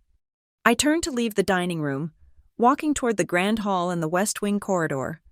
I did not make it 2 steps past the doorway. Her hand shot out and gripped my upper arm. It was not a social touch. It was a vice. Vivian. She had followed me, moving with a speed I had not anticipated. She used her momentum to pull me out of the line of sight of the dining room, into the relative shadows of the main hallway. Her face was inches from mine. The mask of the gracious hostess was gone. This was the face I had seen over the doorbell camera. This was pure, distilled rage. "You," she hissed, her voice a low, vibrating thing. Her perfectly manicured nails dug into the wool of my dress, into my skin. "You ungrateful little bitch. You think you have won? You think you can walk in here and take this? You do not deserve this. You do not deserve this house. You do not deserve his name." I looked at her hand on my arm. Then I looked at her face. I did not pull away. I did not flinch. The cold, clinical calm had settled over me. I was observing a patient in the middle of a critical, self-destructive episode. "I do not want his name," I said, my voice as quiet as hers, but without the tremor. "I deserve myself, Vivian, and I am done cooking for anyone. I am done being your labor. You will—" She was so enraged, she was stammering. She raised her other hand, and for a second, I thought she would slap me again, right there in the hallway. Instead, she gripped my other arm, shaking me, pulling me closer. "You are nothing. You are a nurse. You are the help." That is quite enough. The voice was not Archer's. It was female. It was quiet. And it was steel. Eleanor Whitby. She had materialized from the dining room, standing not 3 feet away. Her husband, Arthur, and her son, Brandon, were right behind her. They had followed the confrontation. We now had an audience. Vivian froze. Her hands were still on my arms, a predator caught in a searchlight. Eleanor Whitby stepped closer. She was wearing a simple, brutally expensive black dress and a set of pearls that I knew, instinctively, were real. She did not look at Vivian's face. She looked, with pointed disdain, at Vivian's hands, still clamped on my arms. "I started my first business," Eleanor said, her voice conversational but caring in the marble hall. "Catering dinners for men who thought I was the help. I built my career on the back of other people's parties. I know exactly what invisible labor looks like, and I know precisely what it is worth." She raised her eyes. They were as cold and clear as my grandfather's. "Take your hand off her." It was not a request. It was a command, issued with the full, devastating weight of the Whitby financial empire. It was the sound of one queen deposing another. Vivian's hands snapped back as if she had touched a hot stove. She stumbled back a step, her face a mask of white, silent shock. She had just been publicly, unequivocally, overruled. And in that moment, the final pieces of the old structure collapsed. "Michaela?" A new voice, broken, hoarse. "My father, Graham." He was shuffling toward us from the dining room, his gaze fixed on the floor. He was not looking at Vivian. He was not looking at the Whitbys. He was wringing his hands. He stopped a few feet away from me. "Michaela," he whispered again. He finally looked up, and his eyes were swimming with tears. I... He could not say it. He looked at my cheek, the one she had struck. "I am so sorry," he choked out. For yesterday. For all of it. I am sorry, my girl. I was wrong." He did not make excuses. He did not mention stress. He did not defend her. It was the first, real, honest thing he had said to me in my adult life. He had finally, after 30 years, chosen his daughter. "Oh, Daddy," a new voice wailed. "Savannah." She pushed past my father, her mascara running, her face blotchy and red. She was not looking at Brandon. She was looking at me. "Michaela, I did it. I always gave you the kitchen work." She was sobbing, the words tumbling out. It made Mom so happy. It made her calm. It was just easier. I did not mean... Oh God, can we just talk? Later? Without... She gestured wildly at our parents. "Please? Just as sisters?" She was not asking for an alliance. She was asking for absolution. She was, like my father, detaching her lifeboat from Vivian's sinking ship. The hallway was now crowded. The confrontation had drawn everyone. We were a tableau of broken alliances and new, raw confessions. Vivian stood apart, isolated, watching her husband and daughter abandon her in real time. Into this tense, superheated silence, Archer Hale stepped.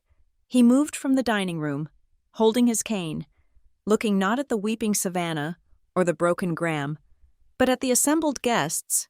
He was, as always, the ringmaster. He completely ignored the emotional wreckage.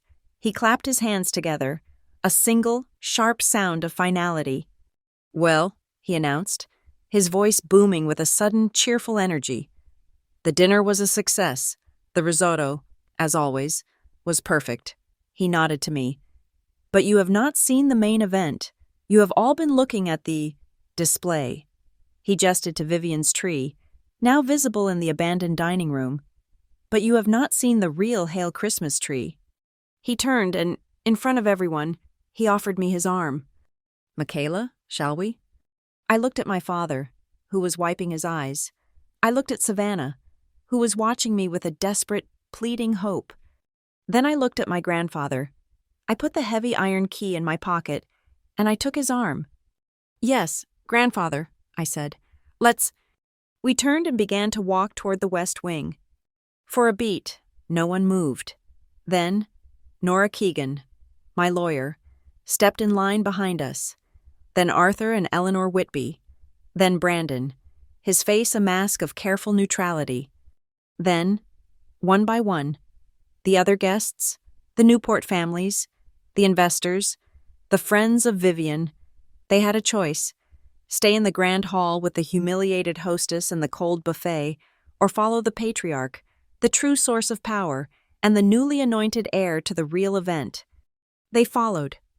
Every footstep on the old dark wood floors of the corridor was a choice. It was a vote. It was a transfer of allegiance, a quiet, shuffling parade, leaving the main hall behind and walking toward the wing of the house that had been forgotten. We arrived at the green room. The heavy double doors were open. The crew had, I noticed, cleaned the floor. The room was empty, save for the workbench in the corner and the tree. My tree. It was breathtaking. The room was dark, and the pulsing white lights of the giant fir were the only illumination. They flashed on, off, illuminating the faces of the guests as they filed in. Their expressions hushed, awestruck. The scent of real, cold pine filled their lungs. I let go of Archer's arm. I had left my small overnight bag, the one with the picture of the workshop, by the workbench when I had first seen the room. I walked over to it. I unzipped the side pocket and pulled out the small, simple wreath, the one bound with twine. I walked to the massive bay window. The tree's lights illuminated the dark, churning ocean outside. I found the brass latch at the center of the window, and I hung the small wreath on it, a simple final gesture, my door, my room, my mark. My goodness. It was Eleanor Whitby. She had come to stand beside me, looking not at the tree, but past it, at the wreath. "This," she said, her voice soft, "is beautiful. This is real." She smiled, a small, genuine smile. "This is much, much nicer than the grand hall." I turned. The room was full. Archer was talking quietly to Arthur Whitby. My father and Savannah were standing near the back, just watching. I looked back down the long corridor, back toward the grand hall. It was empty. But I could see her.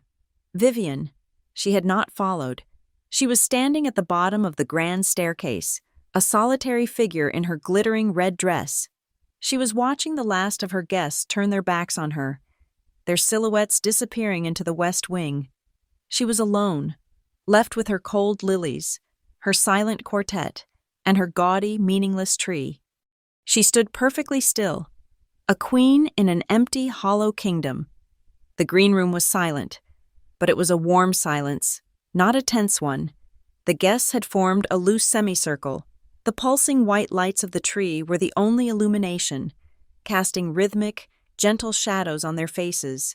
They were no longer just party guests. They were witnesses. Archer let the moment settle. He walked slowly from the center of the room to the workbench I had uncovered. He placed his old, steady hand on the dusty wood. "This room," he began, his voice not loud, but carrying, "is the reason I left Newport 20 years ago." A murmur went through the crowd. This was the great Hale mystery. "I left," he said, "after an argument, a disagreement." He looked across the room at my father, who was standing, isolated, near the doorway.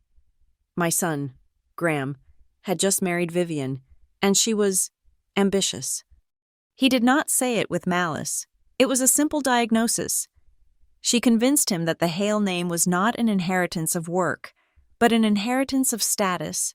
She wanted to turn this family into a stage, a backdrop for fundraisers, a name to be sold for cocktail invitations and social climbing. He ran his hand along the workbench. I told him it was a mistake. I told him he was hollowing out the foundation. He was trading the wood for the veneer. He promised me he would not. He promised me he would keep this workshop, the heart of the family, safe. He swore he would continue the craft. Archer's gaze was heavy. The next week, he padlocked that door. He and Vivian hosted the first Whitby Hale fundraiser. It was a great success. I left the next morning. I could not stay in a house that had lost its heart. My father flinched, as if struck. What my son forgot, Archer continued, and what his wife never bothered to learn, was the foundation of this family, the trust. Ms. Keegan? Nora stepped forward into the light of the tree. She was holding the original leather-bound trust document from the ebony desk. My grandmother, Lila Hale, who built this estate, was a cabinet maker. Archer said, she knew the value of real skill. She knew that status was fleeting, but craft was permanent, and she put a failsafe into her trust to protect her legacy from people like Vivian. Nora opened the document to a marked page. Section 4, Clause B, she read, her voice clear and legal. The primary assets of the trust shall be co-owned and managed by the direct heir who demonstrates proficiency in and maintains the traditional family craft. Archer smiled, a thin, dry smile. The craft, not social networking, not public relations. He looked at Vivian, who was still lurking in the shadows of the hallway, a ghost at her own party. Vivian, to her credit, is thorough. Her lawyers tried, 3 years ago, to have the definition of craft legally amended. They argued it was an archaic term, and that in the modern era, reputation management was the new family craft. The petition was, of course, dismissed. The quiet shame of that revelation was devastating. She had been trying to legally steal the inheritance from behind a locked door. She failed, Archer said, because she lacked the one thing she could not buy, borrow, or fake, the core skill. She does not know how to read the grain of a piece of oak. She does not know the difference between linseed oil and varnish. She does not know how to listen to the wood. He turned and looked at me, his eyes full of a pride that hit me harder than any insult. Michaela is the only one who ever came to this room, the only one who asked to learn, the only one who remembers the rhythm of the hand plane, the only one who knows how to hold a chisel, the only one who listens. He nodded to Nora. There was one other item found with the trust, a letter, from Alara, addressed not to a name, but to an heir. Nora pulled a single, yellowed, handwritten page from the back of the book. She read Alara's strong, looping script. To my grandchild, she read, I do not know your name, but I will know your heart. You will be the one who does not seek the spotlight, but finds solace in the workshop. You will be the one who feels the pulse of the wood, its own quiet heartbeat. You will know that value is not in what people say of you, but in what you build with your own 2 hands. Do not let the noise of the party drown out the sound of the craft. You are the heir. You keep the heart. Nora Keegan looked up from the page. That is all it says. A choked, guttural sound came from the back of the room. My father, Graham, stumbled forward into the light. The tears he had been holding back were now streaming down his face. He was not just crying, he was broken open. He walked past the guests, past Archer, and stopped at the workbench. He put his hands flat on the dusty surface, just as Archer had. I remember, he whispered, his voice cracking. I remember her, Grandmother Alara. She smelled like sawdust. He looked at Archer, his face a ruin of regret. I got lost. Father, I got so lost. Vivian, the lights, The parties, the chandeliers, it was all so bright. He sobbed, a raw, ugly sound. And I forgot. I forgot the wood. I locked the door and I forgot. He looked at me, his eyes pleading. Michaela, you were the one. You always were. He turned back to Archer. Father, I do not want the trust. I do not deserve it.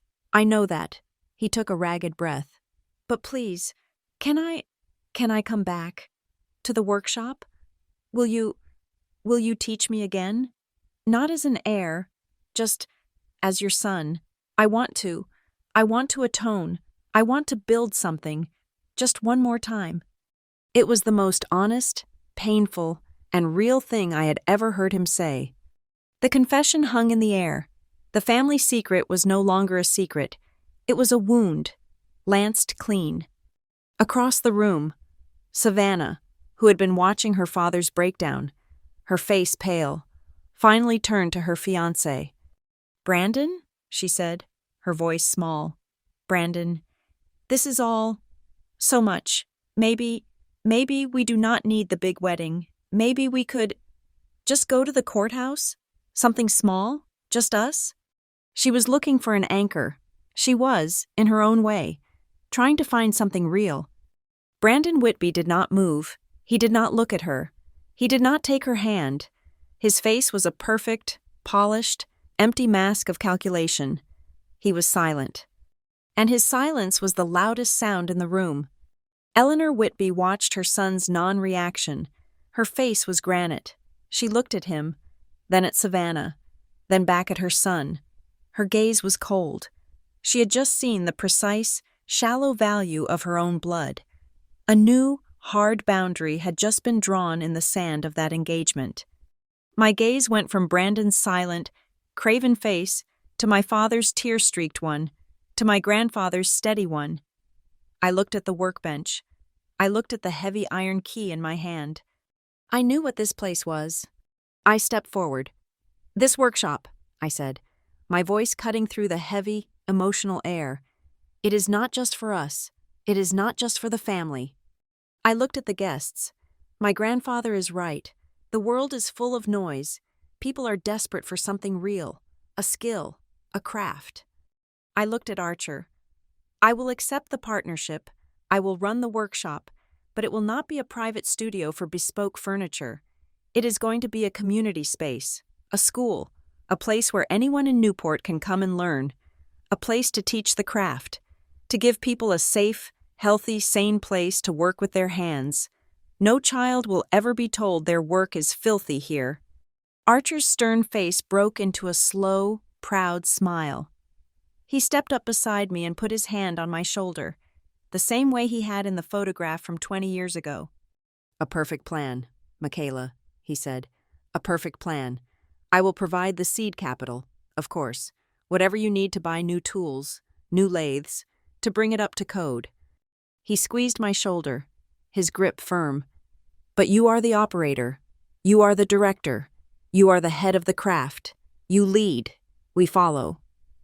The clock in the green room, a heavy dark wood antique on the mantel, began to chime. It was not midnight, but 11:45 p.m., the quarter hour. Archer Hale pushed himself off the workbench. "It is nearly Christmas," he announced. The quiet, intimate conversations in the room ceased. Everyone looked at him. "It is tradition," he continued, "to offer a blessing for the house in the grand hall. At the stroke of 12, I invite you all to join me." He once again offered me his arm. We led the procession for the second time. But this time, we were not walking away from the party. We were walking as the party. We filed out of the west wing, the crowd of guests following us. My father and a quiet, red-eyed Savannah near the back. We entered the grand hall. It was dark. Utterly, profoundly dark. The staff, perhaps on Archer's orders, or perhaps just sensing the shift in power, had turned off the main chandeliers. Vivian's tree, the gaudy, over-decorated symbol of her ambition, was unplugged. It was a sad, massive shape in the corner. A dead thing.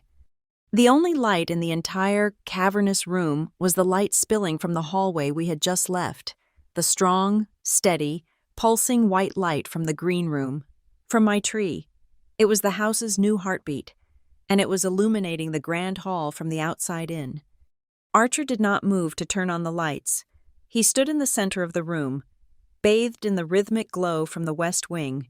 He waited until every guest had filed in, their faces patches of light and shadow.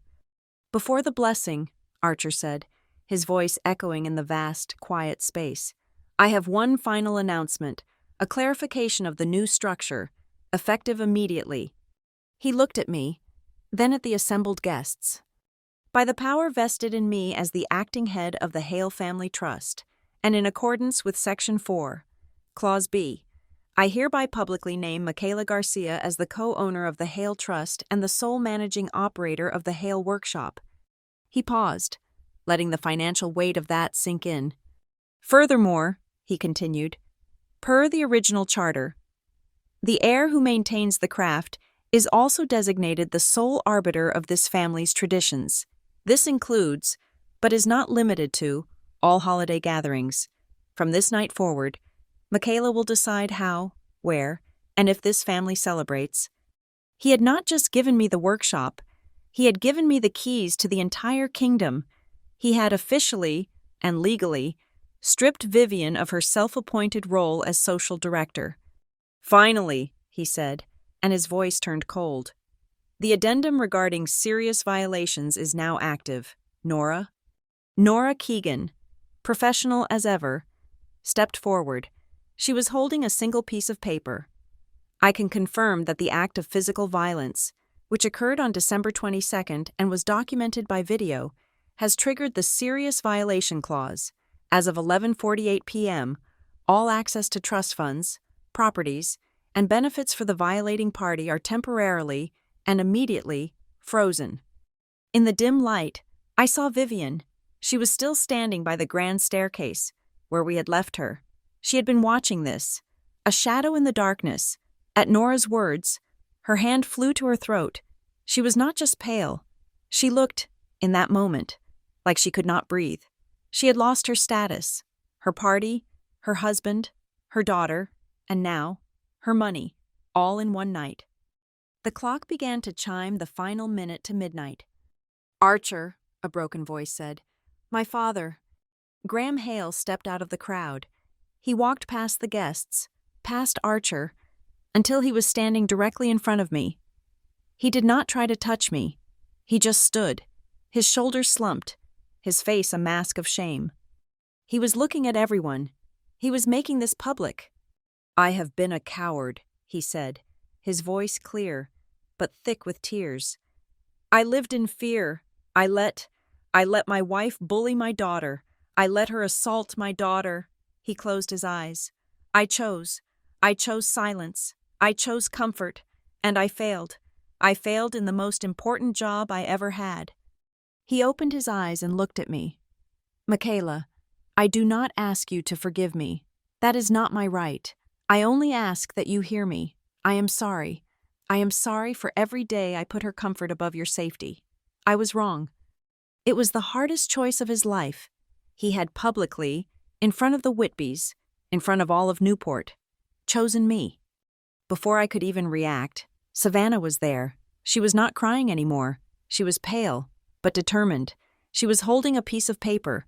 It was a folded, printed-out email. "This is," she said, her voice shaking. "This is the list, the kitchen request list, the one Mom sent me, the wild mushroom risotto, the crab cakes." She held it up, and then, with a sharp, sudden motion, she tore it in half, and again, and again. "I am done," she whispered. "I am so done with this. I am so sorry, Michaela." She let the pieces of paper flutter to the marble floor, and then she did something she had not done since we were children. She hugged me. Not a social air kiss. Real, desperate hug. "I just want to be sisters," she sobbed into my shoulder. "If you will let me, I want to start over, as equals." I was frozen. I had come here for a correction, for a boundary. I had not expected this breaking, this rebuilding. I put my hand on her back, a gesture that was half embrace, half steadying. "Okay, Savannah," I whispered. "Okay." "Well," a stiff voice cut in. Brandon Whitby. He stepped forward, fixing his cuffs, his face a mask of practiced charm. He was trying to salvage the evening, to regain control. "This is all very emotional. This workshop sounds like a noble endeavor." He smiled, a politician's smile. "The Whitby family, of course, would be pleased to provide an initial sponsorship, a donation, to get things started on the right foot." He was trying to buy his way back in, to attach his name to the new power. "No, Brandon." Eleanor Whitby's voice was like a slamming door. She stepped between her son and me. She did not look at him. She looked at me, with that same intense respect. "The Whitby family," she said, stressing the name, "will not be sponsoring anything. Your name is not for sale, Ms. Garcia, and it is not for my son to attach his to—" She turned to her son. "You have been silent all night. You watched your fiancé break, and you calculated. You are dismissed." She turned back to me. "However, I, as a private citizen who respects a woman who knows her own worth, will be making a significant, anonymous donation to your community workshop, not to the Hale name, to Michaela Garcia. My office will call yours, Ms. Keegan." At that exact moment, the clock struck 12. It was Christmas. A few polite "Merry Christmases" were whispered. The tension was broken. An old man I did not recognize, his hands gnarled with arthritis, stepped out of the crowd. He was holding a small tissue-wrapped object. "I was your grandfather's first apprentice," he said, his voice rough. "Back in 1960, he taught me everything. He would be so proud of you tonight, Ms. Garcia." He pushed the object into my hand. "He had this made for you, 20 years ago. He told me to hold on to it until you were ready." I unwrapped it.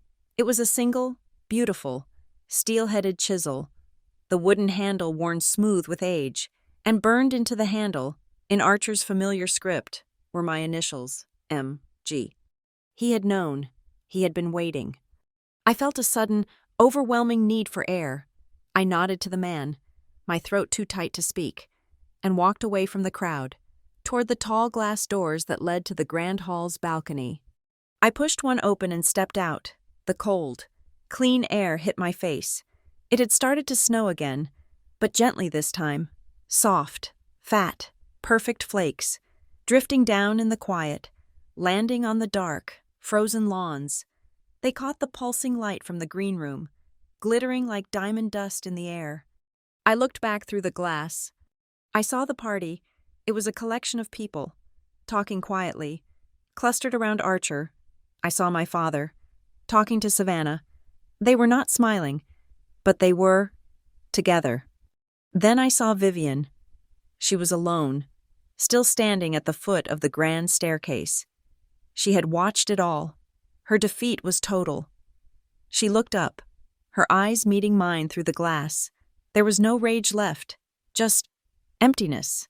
She turned, her red sequin dress catching the light one last time, and slowly began to walk up the stairs. She was not retreating. She was just finished. She had no one left to command.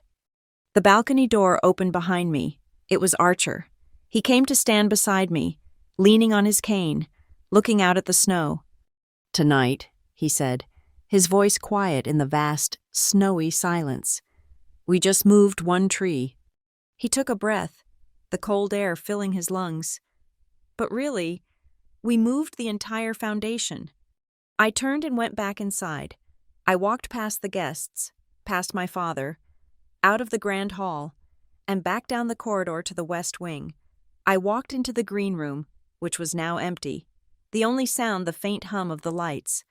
I stood in front of my tree, the true tree, the one that smelled like the mountains, like truth. I put my hand on the rough bark. "Put that tree in her room." I finally understood my grandfather's words. It was not a command. It was a coronation. It was the answer. Put my voice back in its rightful place. And from that Christmas on, every Christmas, the celebration never began in the grand hall. It always began in this room, the room where tradition was not about who you impressed, but about the work of your hands, the room where our new legacy began, thrumming, bright, and lit by dignity. Thank you so much for listening to this story. I am so curious. Where in the world are you tuning in from? Please drop a comment below and let me know, and share any thoughts you have about Michaela's journey. Please subscribe to Lila Revenge Stories, like this video, and give that hype button a press. It really helps get these stories out to more people who need to hear them.